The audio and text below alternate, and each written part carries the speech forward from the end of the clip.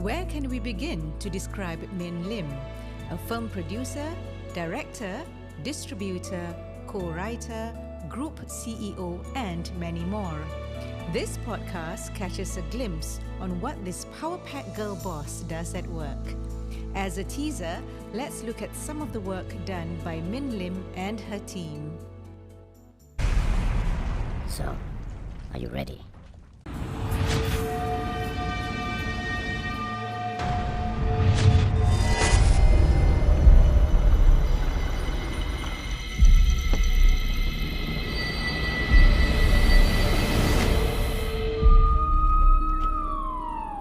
Apa sama kat Johor ICD?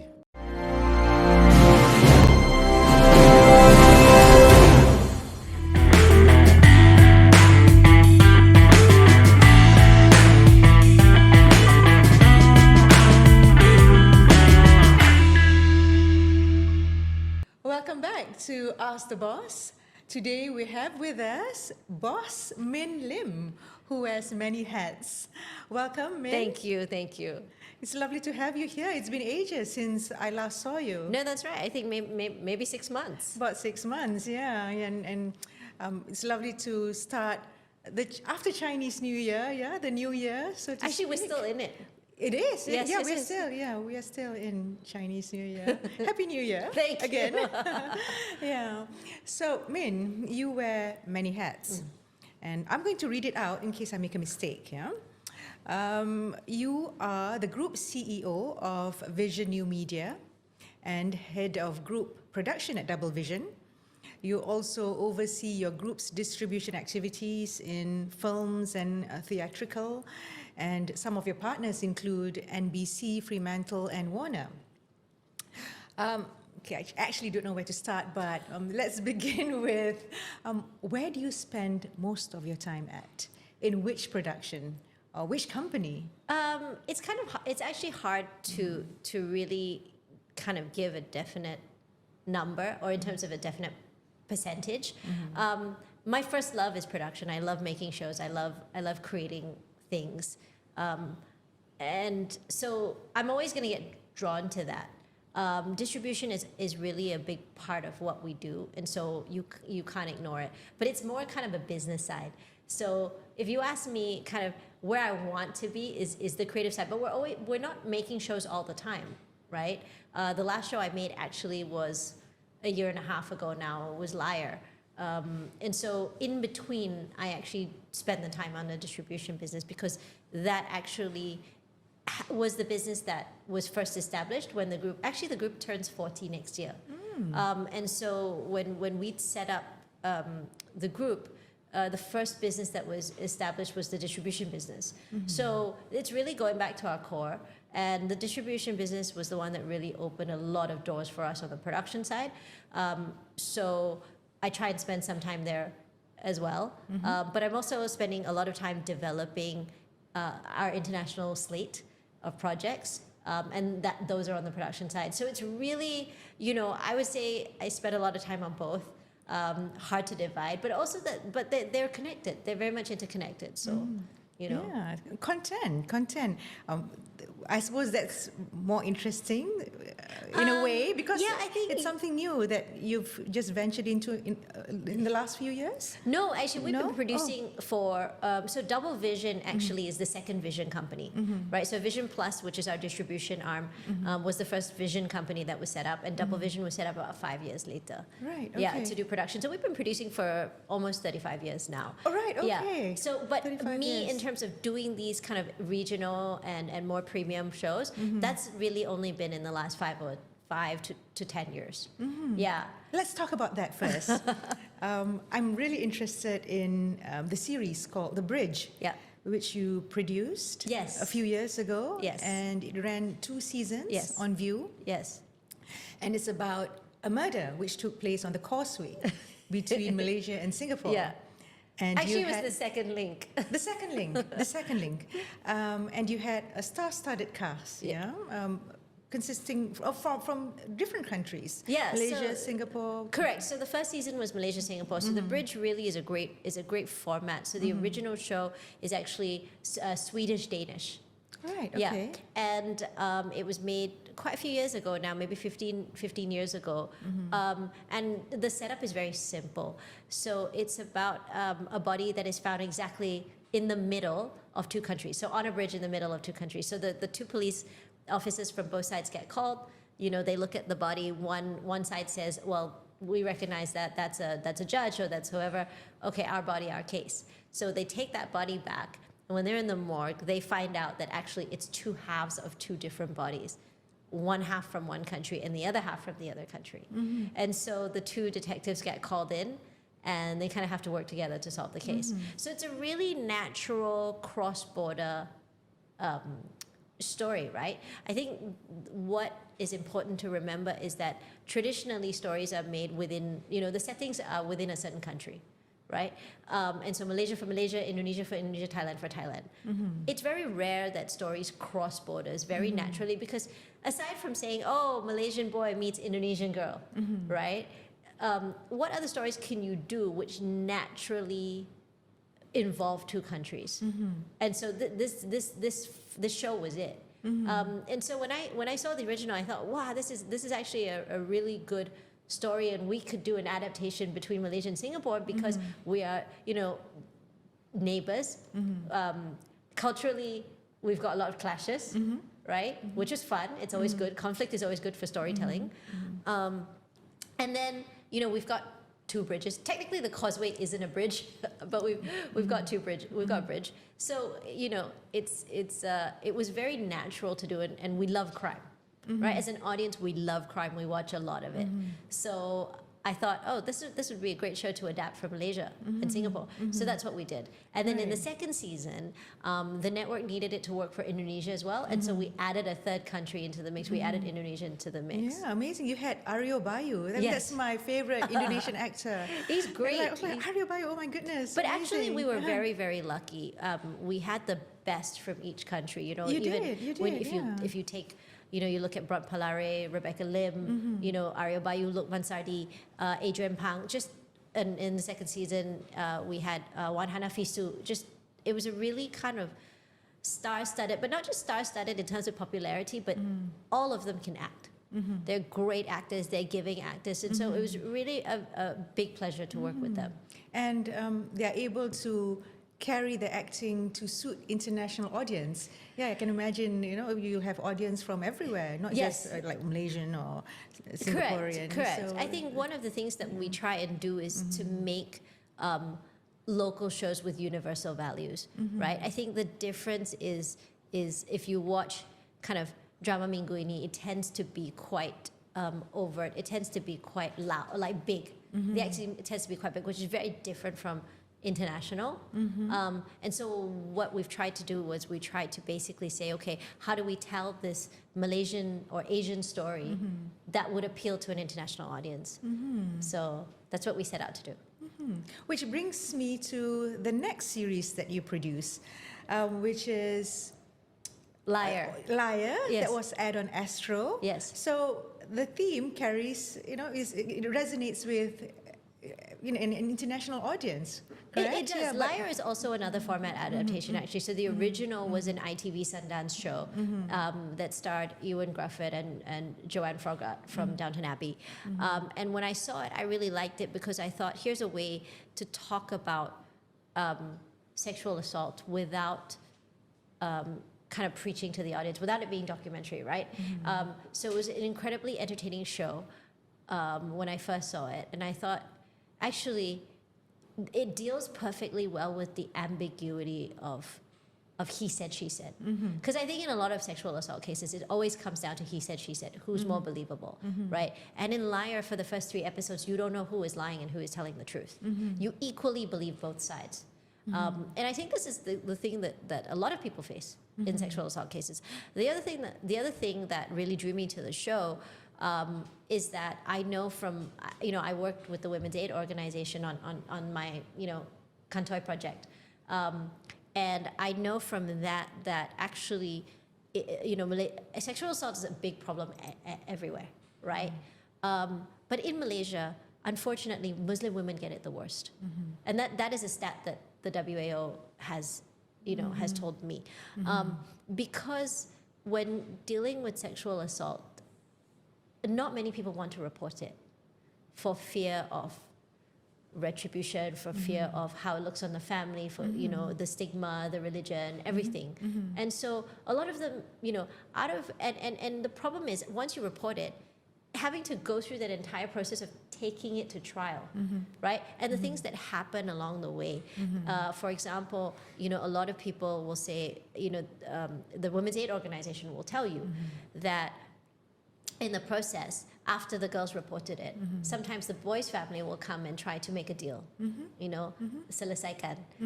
And imagine them trying to pay you off, or even worse, offer for the boy to marry you. It's quite traumatizing. And so I just wanted to make a show in which we would tell not just Malay or Muslim women, but all women, that look, you are not alone in this. That there are options, and that you. And here's the process. Because I actually asked a lot of friends, and I said, okay, if you or a friend of yours was sexually assaulted, would you know what to do? And a lot of people don't. They don't. They don't know that the first thing to do is to lodge a police report or to go to the hospital. That's not the first thing to do. First thing to do is actually to go to a hospital. Because, to a hospital, yes. Right, so I had to read the entire rape code to do the show, because we wanted to make sure that everything that we did in the show was representative of Malaysia and the processes that you go through in Malaysia. I think what a lot of people don't know is that every government hospital has or major government hospital, I would say, has an OSCC, which stands for One-Stop Crisis Center.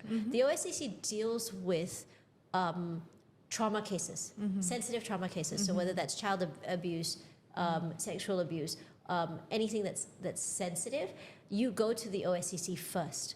You get examined, and then you decide whether or not you want to make a police report. You actually don't go to the police, but not many people know this, right? And so what we did was we wanted to show this exact process, in the show. So we did a lot of research, and I'm glad we did it. I mean, the show got some really, really good response.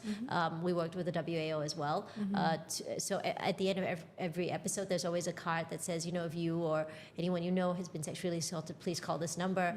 So I hope that in some way we have at least shown a light on the issue and given people a recourse. And besides being entertaining and something fun to watch, because of the great cast you have in that series. Again, Tiz and Tony, amazing cast. Tiz and Tony were amazing. Yeah, and it's also educational. After every series, the viewers, they get reminded what to do if something of that sort happens to them. But you directed it.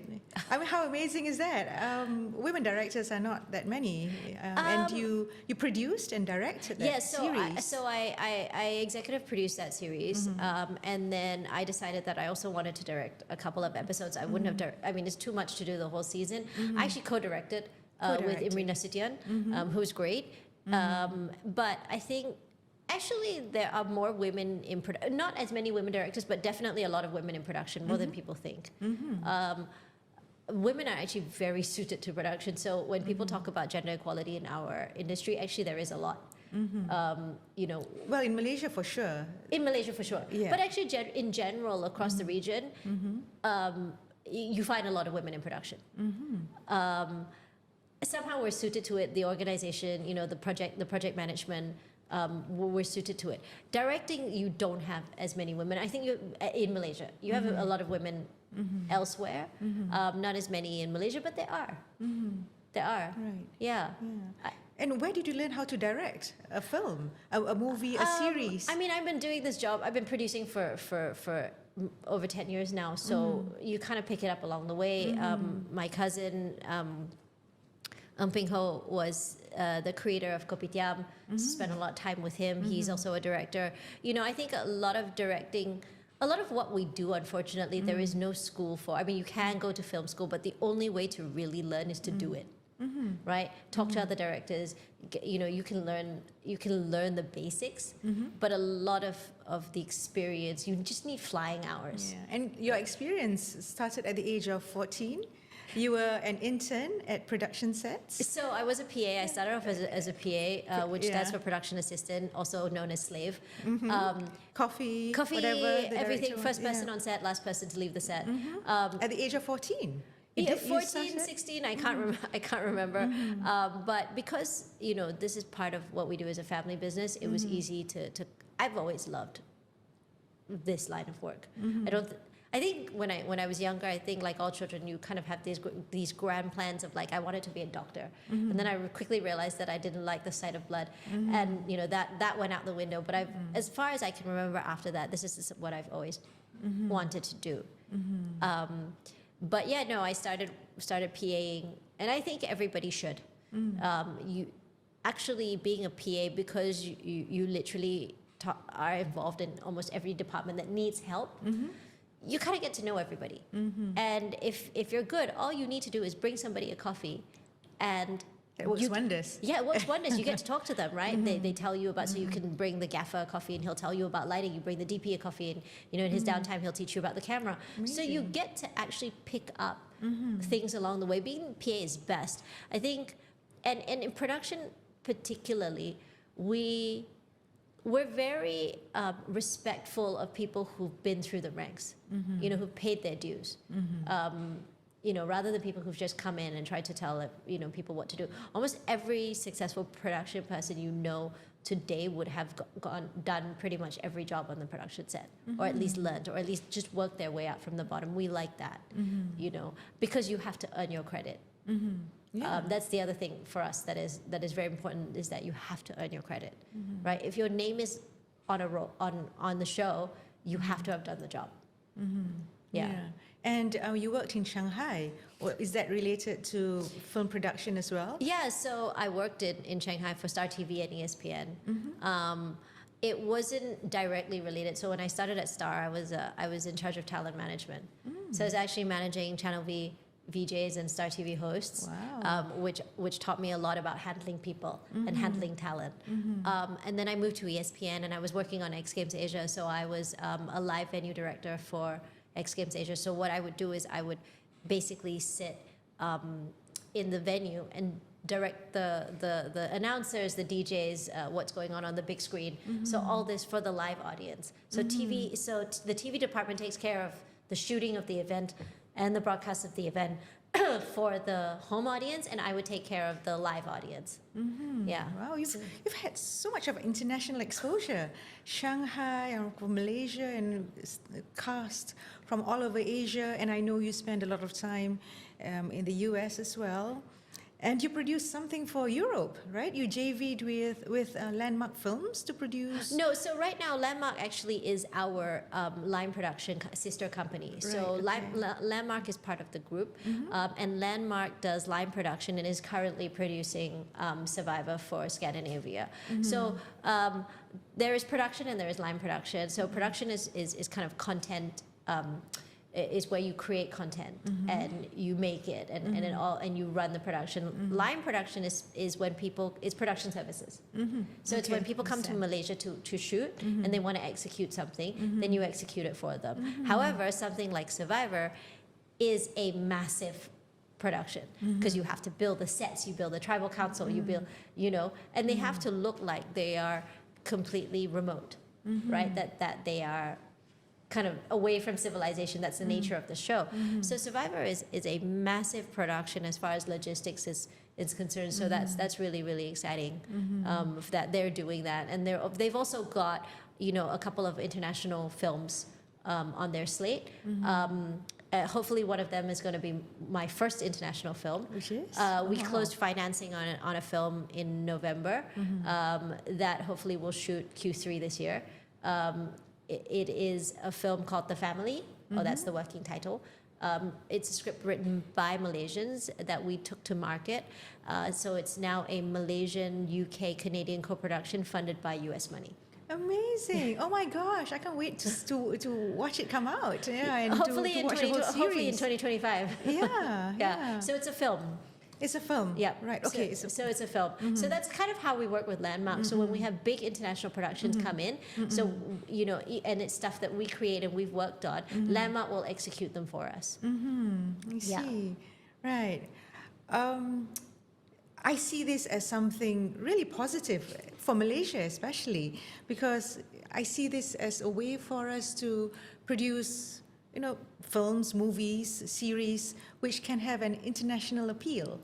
Just like in those produced by Koreans, the Japanese. Yeah, even the Indonesians now are making waves, right? I think that Malaysia is a very small and complex market. We're not homogenous. We have different, we produce content in different languages. If you're Chinese, you're not necessarily watching Malay. If you're Malay, you're not necessarily watching Chinese. So we have to produce different types of programming in order to appeal to the different markets. But I've always believed that Malaysian content can travel. And with the bridge, it really started to show that it could, because aside from being on View and HBO in Asia, it was actually on in South Africa, and recently we sold it to Stan in Australia, so it's the first Malaysian show to be aired on Stan in Australia. So well done. So I really believe that when made right, Malaysian shows and Malaysian stories can travel. So that's the idea, and that's what we want to do going forward. I'm feeling really patriotic now, like, my gosh, I've got a friend. Min is a personal friend of mine. I've got this friend who's like, carrying the Malaysian flag, and, but no pressure. But not many people know this, because, like you said, in Malaysia, it's all very, you produce, content for Malays and Chinese and Indians, and, probably you are the bridge.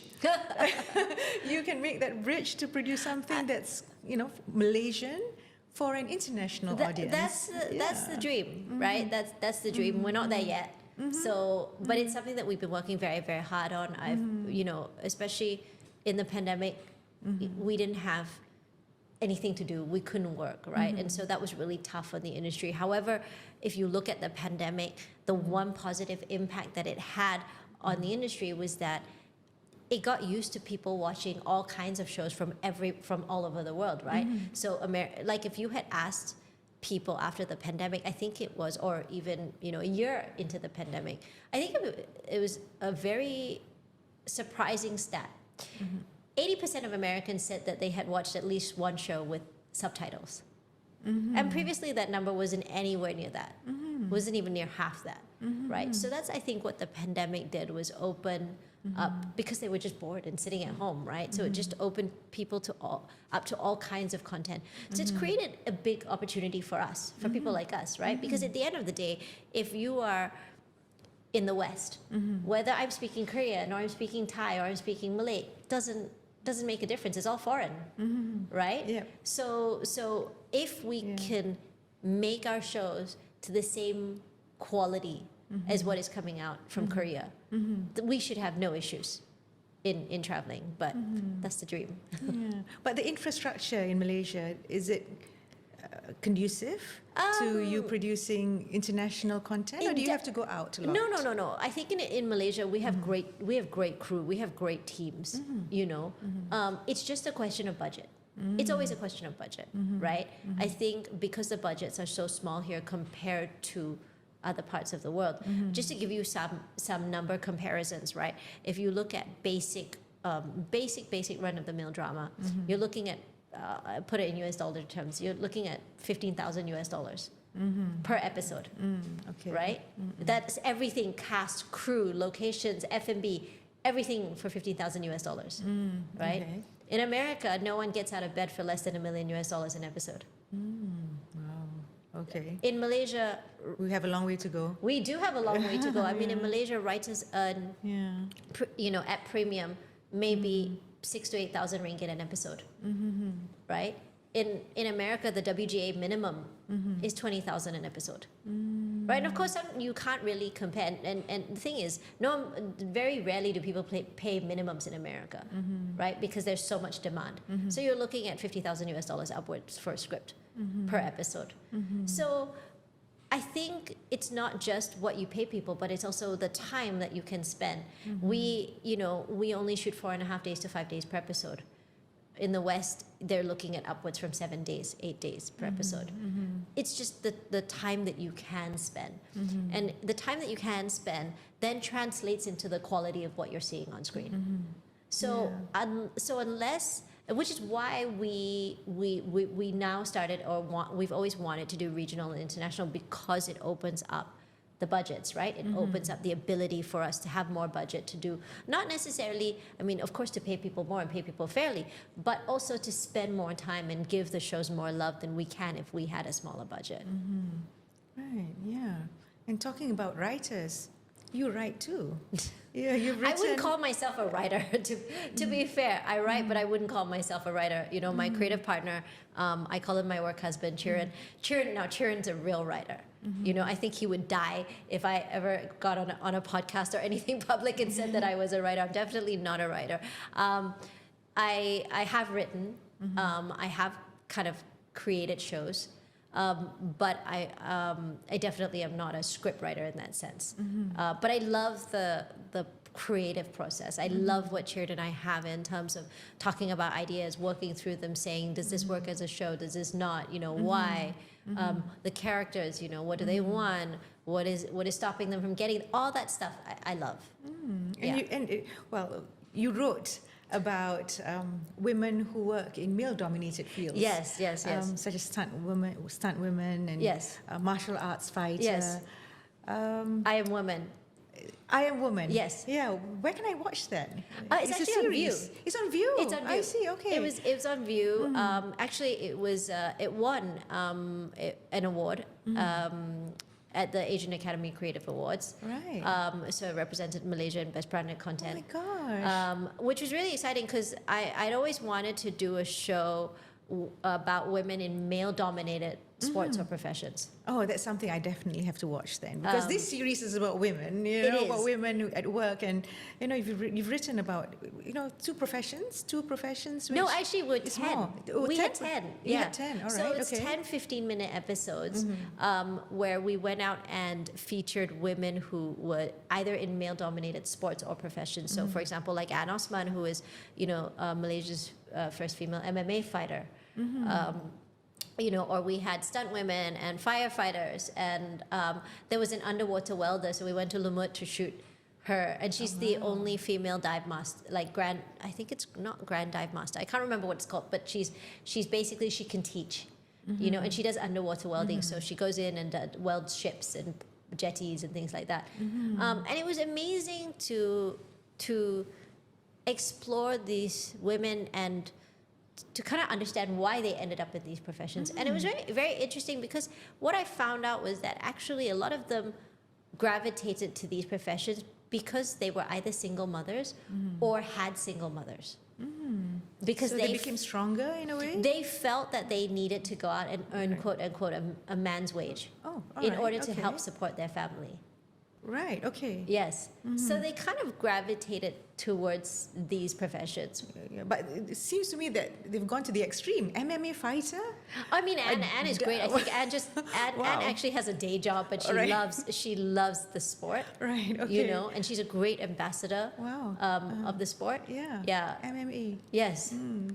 I mean, it wouldn't be something that I think most women would choose, but you know. And 10 series, you wrote 10 series. No, so I came up with the idea, I created the idea, I think, and then we had a writer come in and write, work with these women and then write the episodes. And I directed some of them.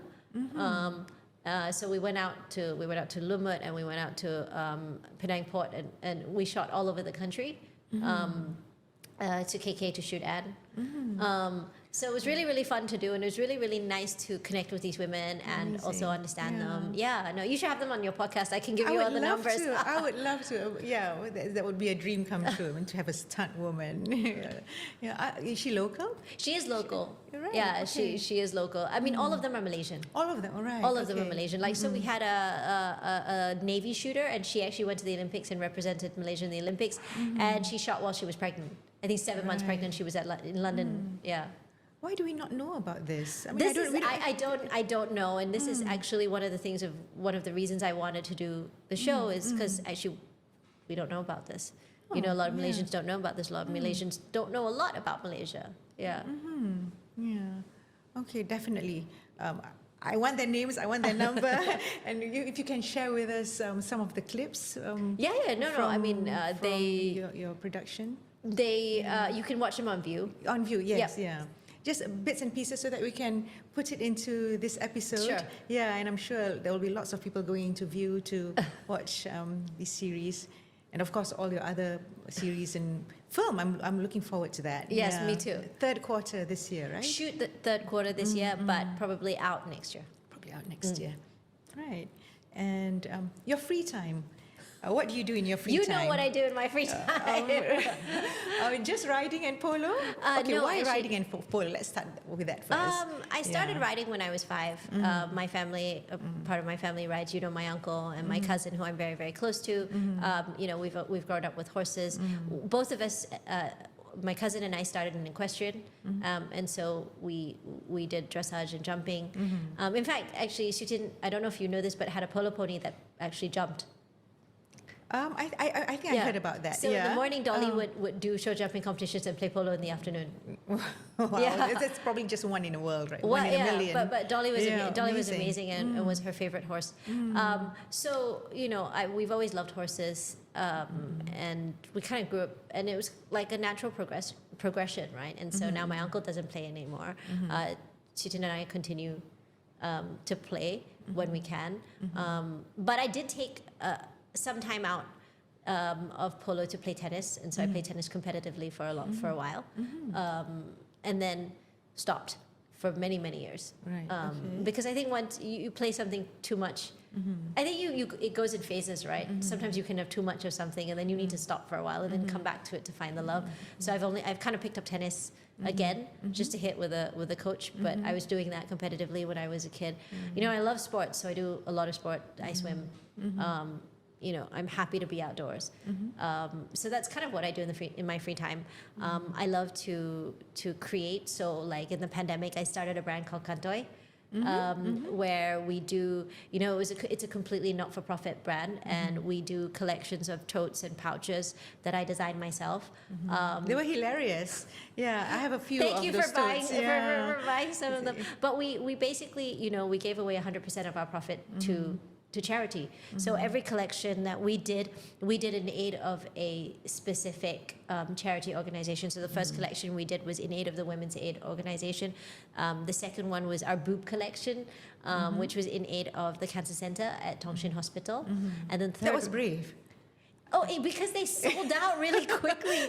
In the hospital was great. The hospital actually sold out like probably half our collection for us, you know, and raised a lot of money for themselves too. And then we did a series of naughty pouches for Christmas. Actually, it's 2 years ago now, or 3 years ago, 2 years ago, for Christmas, in aid of Pit Stop Cafe, which actually feeds the homeless. Right. Okay. Yeah. So you know, if you can, please support these organizations, because they're doing really good stuff. So what we did was we created and produced these bags and pouches. And then we sold them and gave away 100% of our profit. We didn't even take any cost for our time or our own expenses. So we probably lost money, but we wanted to do it for charity because you know, we felt that they needed it. Actually, if you look at the Women's Aid Organization stats in the pandemic, the number of calls to their abuse hotline actually increased by a lot. So you know, they are really fighting the good fight. Yeah, and. Well, as a summary, you produce films, movies. You work a lot with the Women's Aid Organization. You bring forward women who work in male-dominated fields.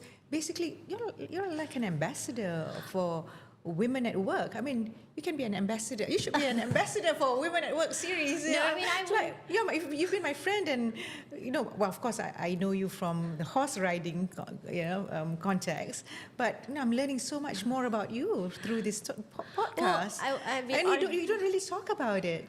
Right? I wouldn't go as far as saying that I should be an ambassador. I really do these things because I love, right? I think in many ways charity or things that you do are self-serving, right? Because they make you happy. Even giving I'm the type of person that giving makes me happy. So in a way, it's kind of self-serving.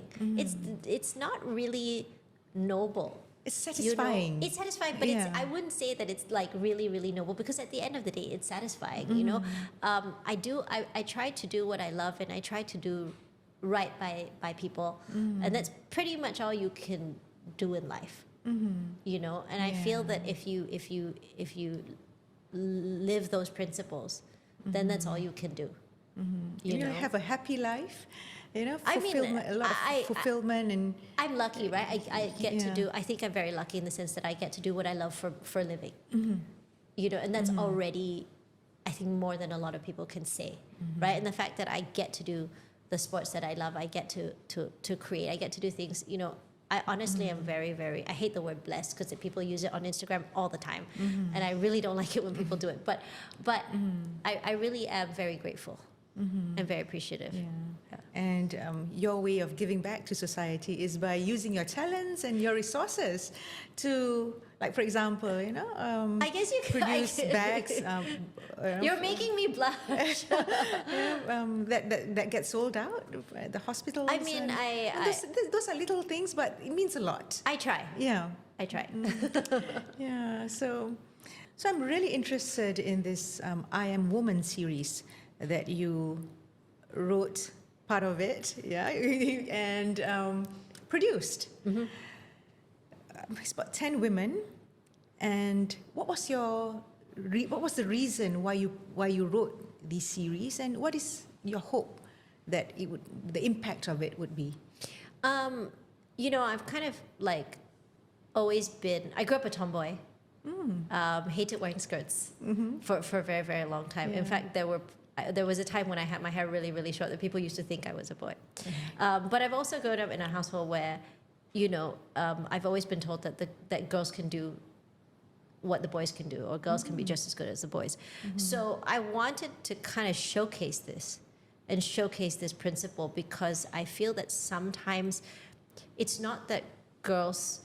I feel that sometimes girls don't believe this or know this, right? And so I wanted to show them these real life examples of what you could do if you put your mind to it, or the fact that you can be as good as the boys, that there are women in these male-dominated sports or professions, right? And that they are making their own way in these fields. So I think that was what I wanted to do, because I feel that a lot of times girls are not that they're not given the opportunity. I don't feel that the opportunity is lacking. I feel that it's the confidence to take that opportunity that is lacking. So I think that what we need to do for girls is to build that confidence, right? Build that innate confidence to say that it's okay. I will go and take that opportunity. I will go and try. And so, you know, I made this series, and I created the series, and View was great in coming in and seeing that, you know, it needed to be done. And so was Prudential. Prudential came in and was a sponsor of the series, and really helped in getting it out there.